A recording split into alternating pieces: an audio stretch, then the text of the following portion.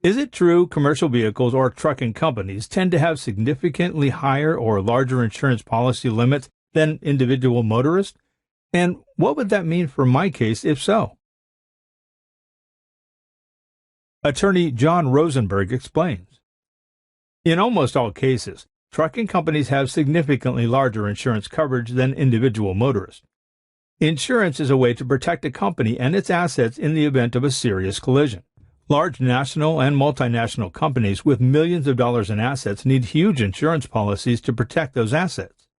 From their perspective, insurance is necessary to protect the company itself from the potential of catastrophic claims against them.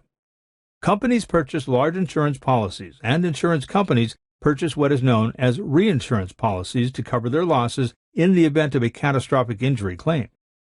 At the law offices of John P. Rosenberg, we work hard to ensure that, in the wake of your accident, you're financially taken care of and able to move forward to a brighter future.